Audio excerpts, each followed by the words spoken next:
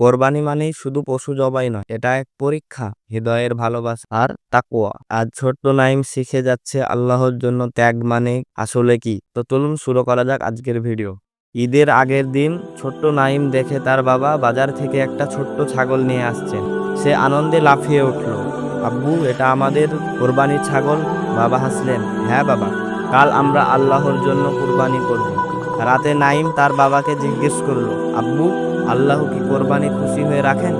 বাবা বললেন, আল্লাহ চায় আমাদের তাকওয়া। তুমি যদি নিজের প্রিয় জিনিসও আল্লাহর জন্য ত্যাগ করতে পারো, সেটাই সবচেয়ে বড় কোরবানি। নাইম কিছুক্ষণ চুপ করে থাকলো, নিজের আলমারি খুলে প্রিয় খেলনা রোবটটা বের করলো।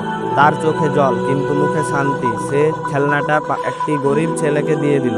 ঈদের দিন সকালে কোরবানি হতে নাইম বাবার পাশে দাঁড়িয়ে সে তাকিয়ে আছে কোরবানির ছাগলের দিকে, মনে মনে বলছে, আল্লাহ, তুমি তো দেখছো তো আমি আমার প্রিয় জিনিস ত্যাগ করেছি শুধু তোমার জন্য।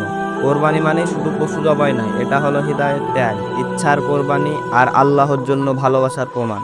আল্লাহর কাছে পৌঁছায় না রক্ত বা মাংস, পৌঁছায় তোমাদের তাকওয়া।